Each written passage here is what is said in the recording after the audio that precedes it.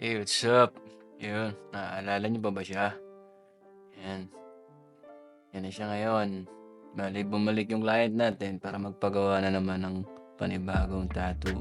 And guess what? Halos parehas lang. Anubis pa rin yung pinagawa niya, pero medyo nonchalant version naman to, di ba? Kumbaga sa maingay, ito tahimik version to.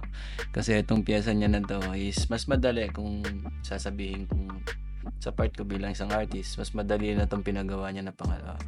Pero ang pinakamasaya dito is mas marami na tong stippling kumpara doon sa nauna. Yung sa nauna kasi mas maraming line works doon, and dito na-challenge na naman tayo kasi nga gagawa tayo ngayon dito ng mga stippling na kailangan at least kahit paano precise and maayos yung pagkakakalat. Hindi ko alam yung magiging plano ni client dito, pero siguro dahil nahihiya rin siya magsabi, and baka ang ending din ito is ipaubayan niya sa akin yung background kasi yung dalawang anubis niya nasa isang area and magkabilaan lang. And sigurado kapag binalak na niyang iparap around to, sigurado ako magmamanage ng background nito. Kasi sigurado wala rin siya magiging idea kung ano ang dapat na ilagay dyan. And sa utak ko, syempre, sa sarili kong point of view, meron na ako naka-ready para dyan. Kung sakaling magsabi siya sa akin, and for sure, sigurado, magkaka-part 3 ito, kaya abang-abang tayo. At syempre, hindi naman lingid sa inyong kaalaman na Taiwanese itong tinatatuan natin, di ba? Kaya siguro, hindi rin kami masyado nag-uusap dahil sa language barrier. Pero, inaalaw ko naman ng mga kliyente ko na mag-open up sa akin or yung mga kaibigan nila na magsabi sa akin kasi meron silang kumbaga parang may agent yan sila na yung nagbibigay sa akin ng kliyente at yun yung nakikipag-usap sa akin. Pero minsan may mga Taiwanese na tinatyaga talaga akong kausapin gamit ang Google Translate. Sa mga kapwa ko tattoo artist dyan, kayo ba kapag gumagawa ba kayo ng isang trademarks o sabihin na natin na isang estilo or style, may nai-imagine kayong tattoo artist na commonly na gumagawa nung style na yun? Ako kasi, pag nag-stippling ako, si Daniel Silva talaga ang naiisip ko.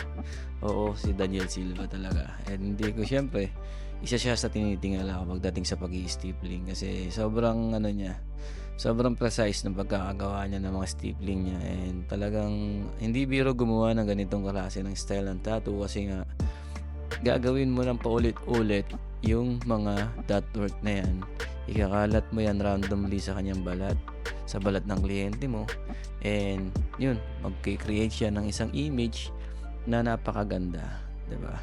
Gamit ang dot work, diba, makakagawa ka ng light to dark source para maipakita yung obra mo, diba? Siya talaga palagi kong naiisip, siya palagi ang nakikita ko kapag gumagawa ako ng ganito. And sa mga kapwa ko tattoo artist, yun nga, sabi ko, kayo ba, may naiisip ba kayong mga artist na tinitingala niya pagdating sa isang style and siya ang naiisip niyo pagdating dito? Comment nyo nga dyan mga tol. Tapos, pagtapos ko maglinya dito, nawindang ako kasi, alam niyo yun, huminga ako ng malalim. Pakiramdam ko tapos na ako, yung pala mag-i-stippling pa ako. Sobrang hirap kasi rin maglinya. Tapos, yung pagka magda-dartboard ka, talagang sobrang matrabaho din. Pero at least, itong mga ganito ng klase ng pyesa, isa to sa mga fundamentals na natutunan natin as an artist, hindi lang bilang kumikita sa isang tattoo, at least kahit at paano nadadagdagan yung mga nadadagdagan yung skill set natin, diba? Maganda rin kasi na sumubok tayo ng mga bagay na hindi natin comfort kasi pag hindi natin sinubukan yan, stuck up tayo kung nasaan lang tayo, and ayun, hanggang doon lang tayo, hindi tayo mag-grow.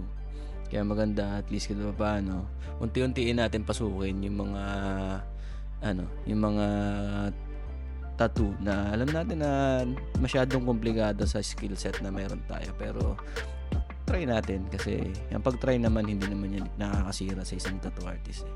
Ang pag-try ay isang pagsubok na susubukan mo kung talagang kakayanin mo. Kung hindi kaya, back down, pero pag kaya, go straight, diba? So hanggang dito na lang yung tattoo natin, and hopefully nagustuhan ninyo yung pyesa natin at ito ang kanyang finished product.